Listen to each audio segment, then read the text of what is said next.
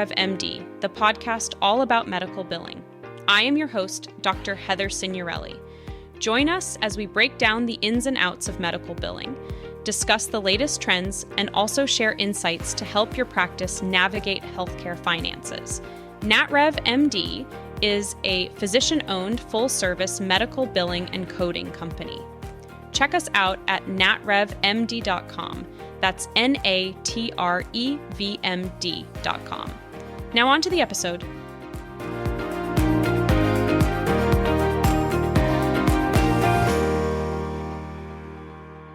Welcome back to another week of the NatRev MD podcast. This week, we are going to talk about something that is a little frustrating, something we all often want to ignore or forget, and that's your accounts receivable. I cannot underscore this enough. This is what will make or break your practice, because at the end of the day, after the patients are seen, if the money you are supposed to be receiving is still sitting in your AR, then all of this is for nothing. So today, we are going to talk about the top 3 things you need to understand about managing your accounts receivable, which will help you capture more revenue. These are the top pitfalls. I see that result in practices having over 7 figures in AR, and honestly, it's typically the same few reasons that result in this issue. You guys hear me talk about measuring you AR, looking at your trends, and while that is critically important, I am not going to spend much time on that today. Please just measure the AR every month. How much is patient AR, how much is insurance AR, and how old is the AR?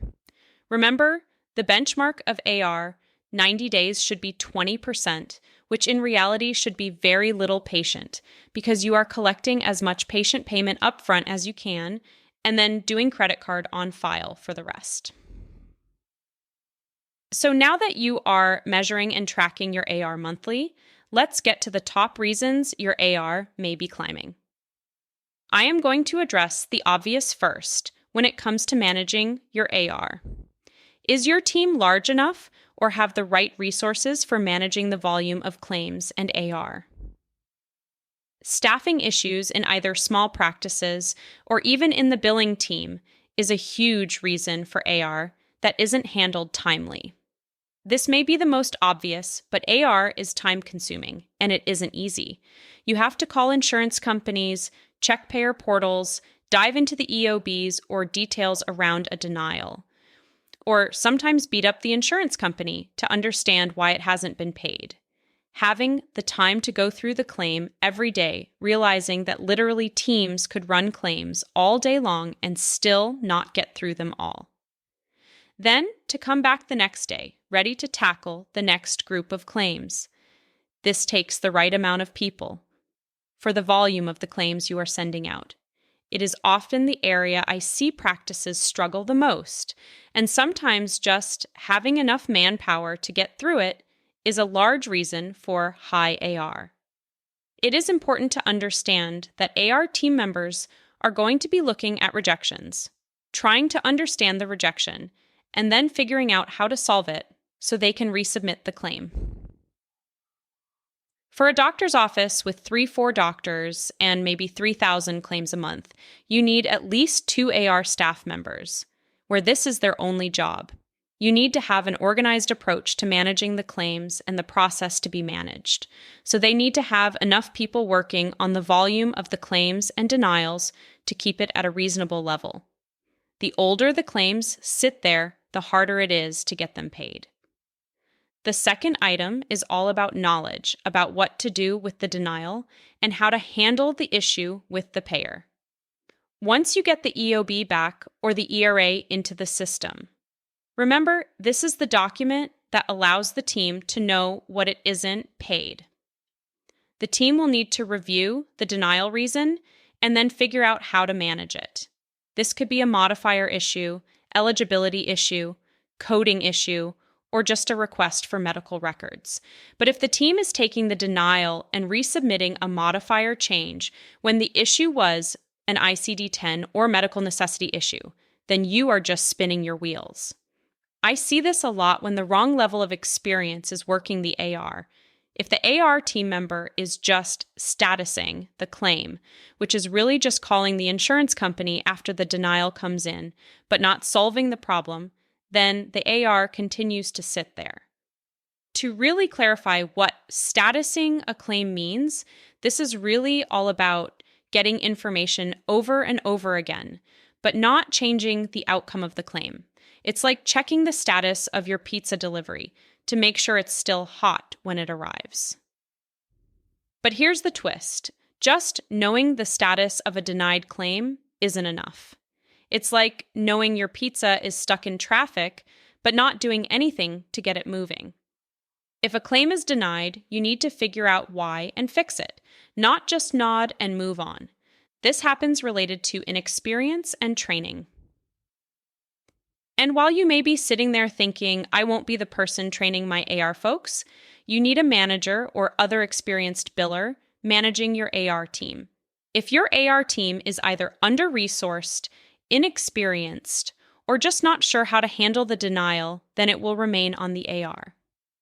So the takeaway here is if you are looking at your AR and it's climbing or not in benchmark, you need to be thinking, is my team resourced enough? Do they have the right team members calling and managing the AR? Do they have the right experience to manage complicated denials, especially if you are a surgical practice?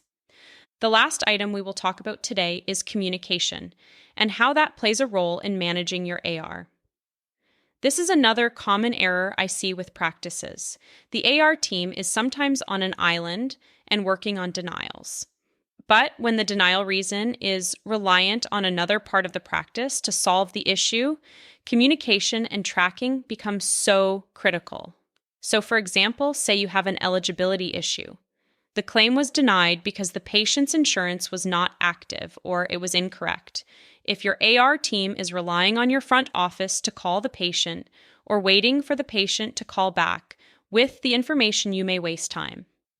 Now, of course, if eligibility is done correctly up front, this isn't an issue.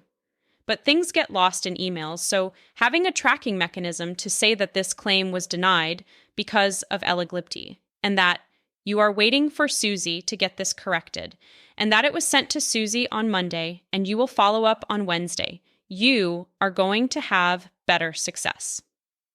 So the key here is having a tracker or note system in the PM software at the claim level that says this was the action taken and this is the next step and the date. I am going to follow up on the claim. Another example of something similar is a coding issue that maybe the physician needs to address.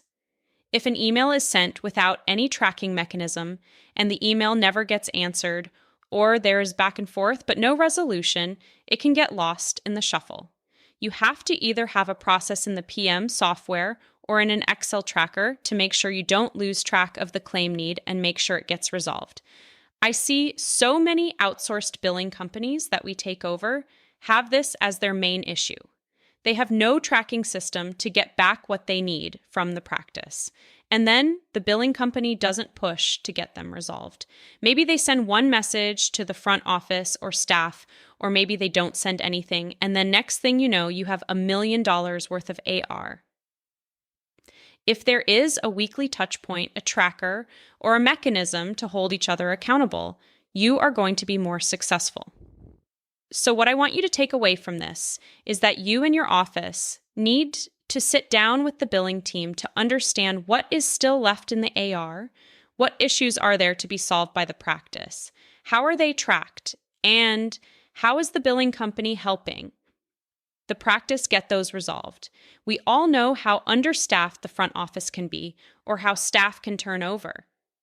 So how do we make sure those issues are getting resolved? As I always say, billing is a partnership between the billing team and the office. Let me paint you a picture. We have had multiple practices that we have taken over old AR and were able to sort it out and even recover hundreds of thousands of dollars of old claims. Those practices are now sending out their claims on time, getting claims resolved quickly, and partnering with the office so everyone can be more successful. We have many of our practices with insurance AR 90 days under 5-10%, which is amazing. It's also important to take all the lessons from denials and make sure those high-level issues are being called out. If eligibility issues continue to be an issue over and over again, it's time to retrain the front office staff. If it's coding or documentation issues, then how do we partner with the physicians to re-educate? If you notice that claims are often denied for the same reason, it's time for a team huddle to figure out a game plan. Maybe there's a training gap, or perhaps a process needs tweaking. It's all about finding those patterns and breaking them. The best teams out there treat denials like gold dust. They learn from them, tweak their processes, and make sure they don't make the same mistake twice. It's a bit like cooking. Sometimes you've got to adjust the recipe a few times before you get it just right. If you aren't working with your billing team on processes or monitoring your AR, then please reach out for a free practice analysis. We recently changed our name to better align with our podcasts, so head on over to natrevmd.com to check us out and get your free practice analysis today. You can fill out some simple online questions and get a response back quickly on how things may be going in your practice. If you are looking for a new billing team, reach out. We would love to help. Have a great rest of your weekend and talk next week.